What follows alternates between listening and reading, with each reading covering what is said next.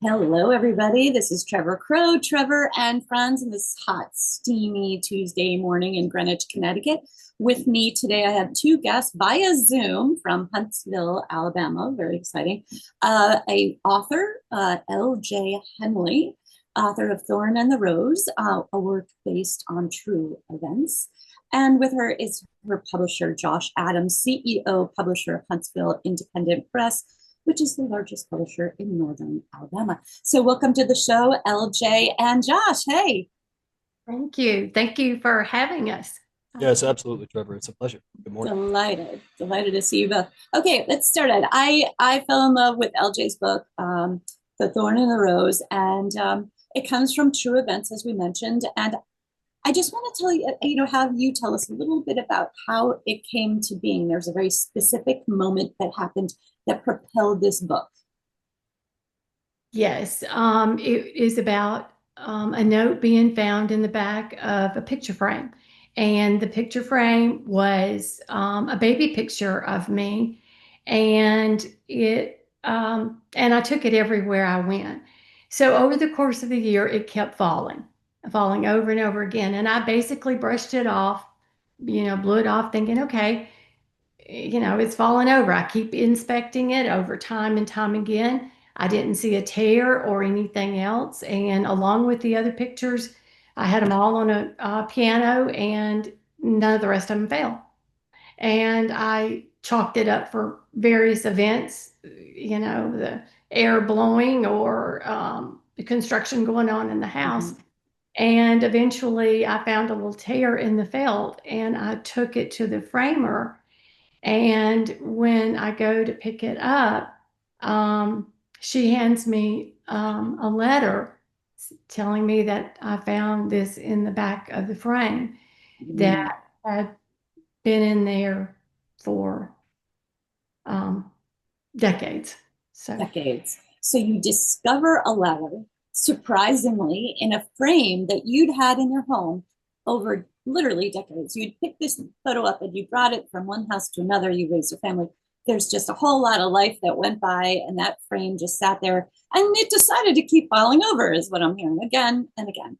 So finally, you find this, and there's a letter in there. So, what did that letter bring up for you? What was in that letter? it was a letter from a relationship I had had about 30 plus years prior to that. He had written me um, a note, and some of it was kind of transactional, and then the other was very um, particular about what he had in mind for me. Um, and so it shook me to the core, and Mm. um, and a lot of emotions uh, flooded. I didn't know what to do with it. I thought that that part of my life had been sealed shut. My heart had been sealed shut to it. I wasn't going to open up that. And after reading it and over again, I had no other choice but to start to dive deep again and understand Mm. why things were, what was happening, what was buried, and why. And at Mm. that point in time, it did change everything. So this is an amazing event, right? There's something happened.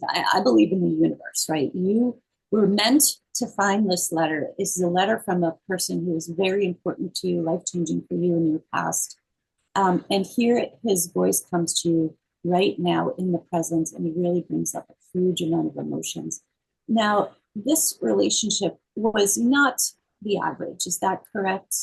Talk to me a little bit about this gentleman and what he did and kind of who he represented in your life at that time. So you were a younger woman back then. Yes. There was about a little over a 30-year age gap in there.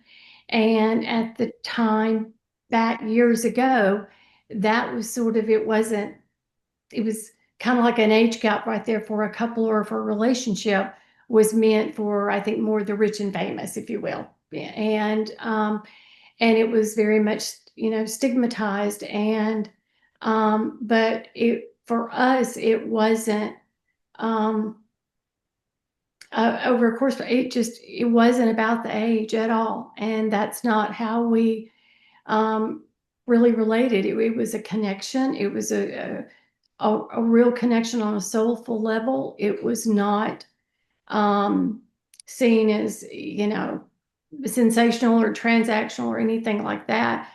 Um, and he believed in me. We brought out the best in each other. He truly loved me. I loved him. We saw each other. He saw me for who I was and am, or guess am. And and it was, I recognized it was so good to be seen, and and the love emoted from the paper. I mean, just, it was like it was just right there again. It's such a beautiful story. It really is. Anybody who's tuning in right now, this is Trevor Crow, Trevor and Friends. Just so you know, the show is brought to you by the Higgins Group, great realtors. They're here in Fairfield County, have been voted best in Westport, Connecticut on a bunch of years in a row. Also, Climpel Law, and we're, of course, listening on WGCH.com. And I'm going to put a plug in for myself, trevorcrow.com, if you need therapy. I do a lot of individual, couple, and family therapy. Also, with us right now is Josh Adams. He's the CEO and publisher of the Huntsville Independent Press. Josh, what drew you personally to this story? Because it's so interesting and it's not the average, and it's kind of like what was the spark for you here? Well, absolutely, Trevor. So one thing about Huntsville Independent Press and our imprints is that we don't necessarily look for typical stories.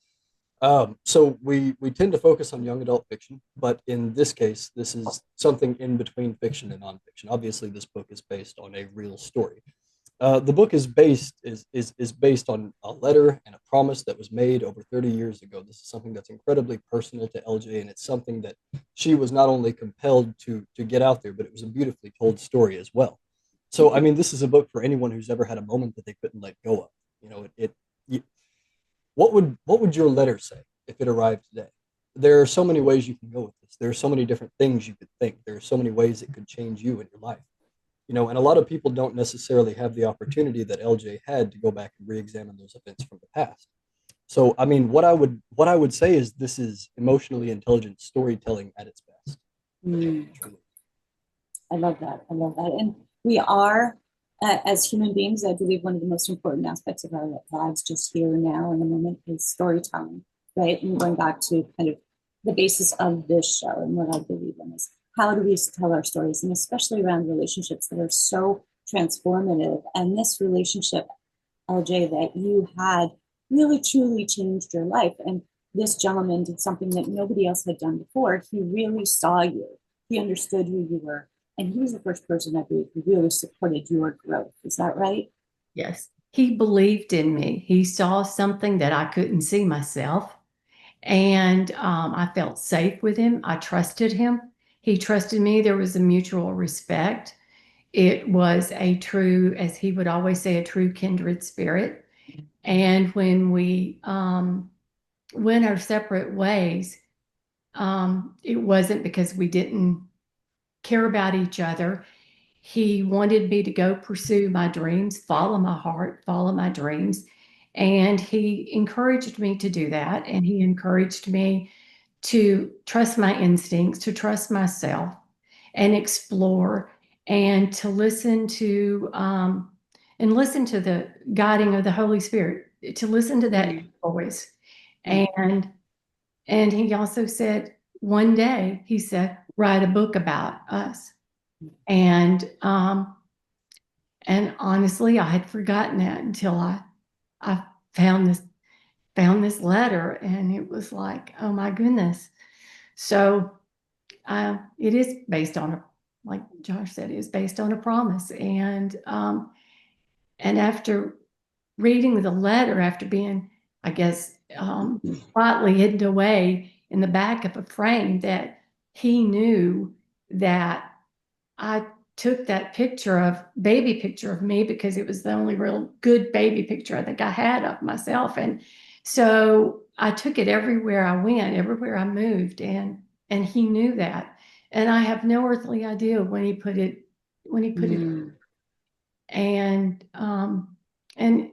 so I have to I, I did It's as I beautiful. promised. It is such a beautiful story and so unusual. And as Josh says, how many of us would love to have the opportunity to write a letter that are the people that we really care about be open in 30 years time and know how deeply we carried and maybe our words carried forward. So you ended up with this situation that was so unusual and so beautiful and kind of brought you back to your younger self, right?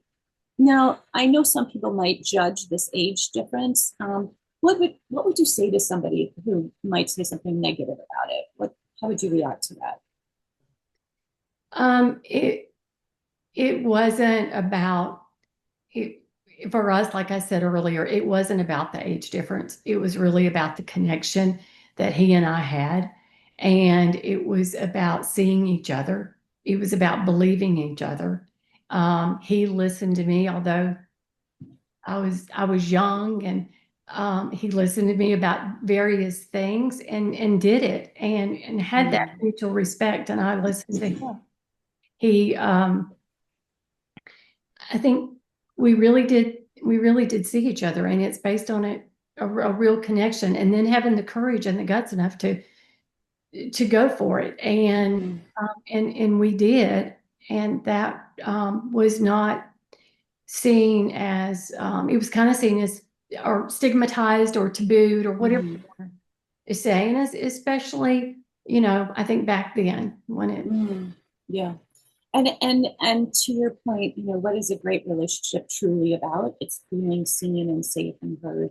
And that he was so supportive and he listened to what you had to say. He followed through. He did things that you suggested. So he really believed in you and you believed in him. So again, what does a great relationship look like? It really is about that. It's not the transaction. It's not the actual age. It's how we both respect and honor and love one another and, really listen. And in this case, he was, I believe, able to make some money on some suggestions you made and that kind of good stuff, right? It So was something. Oh, I'm go sorry. ahead. It was something that we didn't make happen. It was a connection that was just there. It was there to the point where we couldn't ignore it anymore. And we don't always ask for um, the, I guess the connection. It is just there. So how did that relationship change your relationship with yourself? I think it made me a bit more confident in some of my abilities and where to go and how to go and that I could finish school, I could go to grad school, I could do other things and take off and venture out and believe it or not, New York City.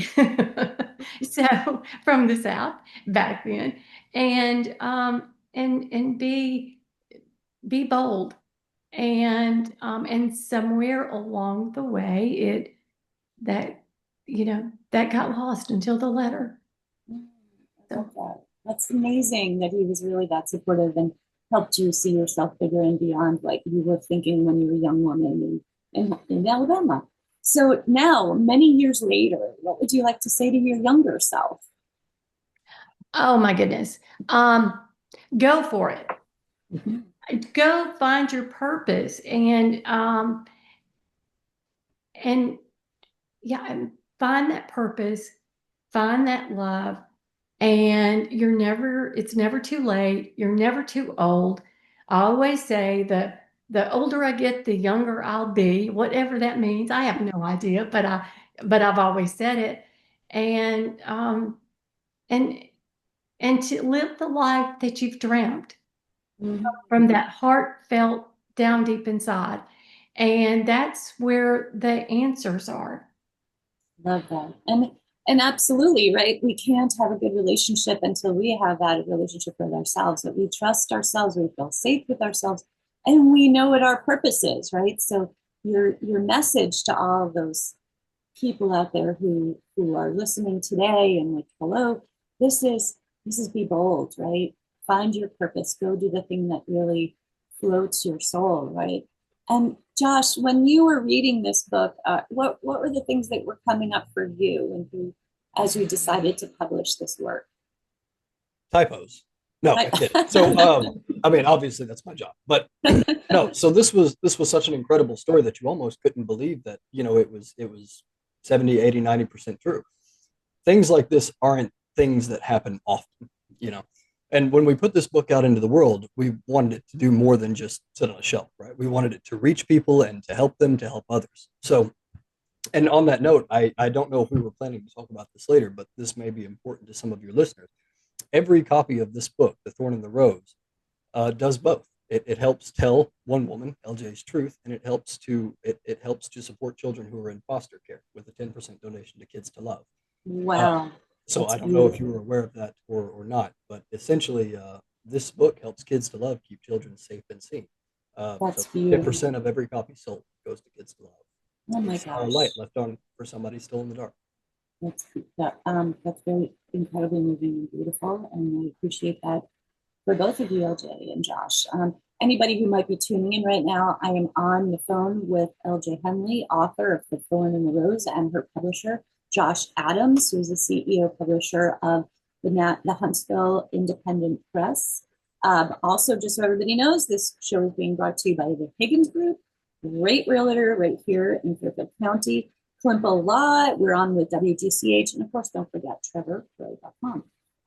We're going to be wrapping it up in a couple minutes, but LJ, this discovery of this letter, how did it change your life in the present? What did, how did it shift things for you in your heart, in your life? What happened? I think that it brought me back to a version of myself from years ago, and remembering all those things that he had told me, and how he believed in me, and that I had let I won't say go, but maybe get stuck in a sense of, we all get caught up in our daily lives and what I call the business of lives, and taking care of things and taking care of business. And I'm not saying you neglect any of that, but I'm saying you can't, in the midst of things, forget to follow your heart and your dreams, and to um and it was about the promise too that I made, and that I can go and fulfill um, some promises that I made to him, but promises I made to myself, Mm-hmm. that and that the age doesn't have anything to do with it, and to live your life with no regrets, and to which I think sometimes that's virtually impossible. You try your best and you strive, Mm-hmm. but to move forward and continue Mm-hmm. doing the things that bring you happiness and joy. And that is and Powerful. Yeah. So I just kind of wrapping this back up, because the message of your book is so beautiful. And of course, it's based on true events. Um, and what you're saying is, yes, many of us get stuck in the business of just life in general, right? And we forget to step back and look at what's important to us. And of course, we'll have regrets, but kind of keep them to the minimum, right? And sitting next to me is our executive producer, Lisa Hannick, and she's saying something important here, which is, it is so important to have that feeling when somebody else believes in you, right? That sense that, and it gives you that sort of that extra propulsion, I guess, to go and do those things that maybe you would have been too scared to do, right? So thank yeah, you, Lisa, for that question. to, to give you that permission to be yourself. And I think with him, I was able to be myself. And I was able to be myself, not despite of my vulnerabilities, but because of them. And Mm-hmm. I think there is a difference there. And he loved me for them. I loved him for his, but it was not seen as a detriment, or as It was loved and touched. Beautiful. And it's such an important message that when we do find the person that really truly loves us, they love us for all of us, for the vulnerabilities, for the great, for the messy, all of that.